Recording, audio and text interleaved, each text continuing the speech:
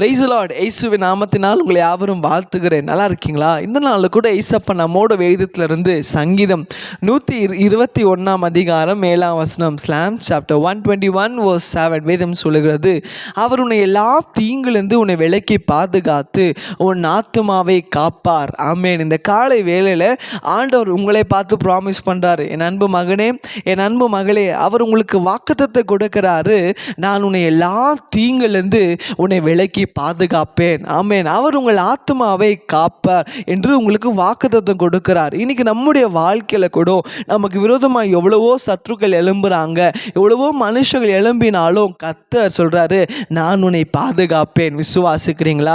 இன்னைக்கு பார்க்கும்போது சைக்கிளில் போறவங்களுக்கு பாதுகாப்பு இல்லை, இல்லை நடந்து போறவங்களுக்கு பாதுகாப்பு இல்லை, பைக்கில் போறவங்களுக்கு பாதுகாப்பு இல்லை, காரில் போறவங்களுக்கு பாதுகாப்பு இல்லை, இல்லை ட்ரெயினில் போறவங்களுக்கு பாதுகாப்பு இல்லை, ஏன் ஃப்ளைட்டில் போறவங்களுக்கே பாதுகாப்பு இல்லை. ஆனால் கர்த்தர் சொல்றாரு, நான் உன்னை எல்லா தீங்கிலிருந்து உன்னை விலக்கி பாதுகாப்பேன். ஆமேன். இந்த வாக்குத்தை விசுவாசிங்க. ஒவ்வொரு நாளும் நீங்கள் வீட்டு விட்டு வெளியே போகும்போது அந்த வார்த்தையை சொல்லி நீங்கள் ஜெபம் பண்ணி பாருங்களேன். கர்த்தர் உங்களை பாதுகாப்பார், உங்களுக்கு பிள்ளைகளை கர்த்தர் பாதுகாப்பார், உங்கள் குடும்பம் பாதுகாப்பார். நீங்கள் எங்கெல்லாம் போறீங்களோ அவர் உங்களோடு வந்து அவர் உங்கள் கூடவே இருந்து உங்களை விசேஷ பாதுகாப்பு நான் நிரப்பி உங்கள் ஆத்மாவை கர்த்தர் காப்பார். விசுவாசிக்கிறீங்களா? செபிக்கலாமா? தகப்பனே, ஏதோ இந்த காலை வேளையில் நீர் அப்பாவுடைய வார்த்தைக்காக நன்றி செலுத்துகிறோம்.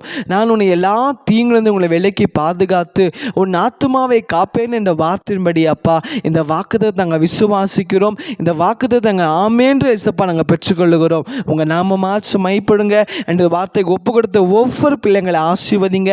அன்று அவங்களையும் அவங்களுடைய பிள்ளைகளையும் அவங்க குடும்பங்களை விசேஷ வேலைப்பட்டு பாதுகாத்து கொள்ள போதுக்காக ஸ்தோத்திரம். எங்கள் தேவன் அப்படி செய்ததுக்காக நன்றி. இயேசுவின் நாமத்தில் செபிக்கிறேன் நல்ல பிதாவே. ஆமேன், ஆமேன். God bless you.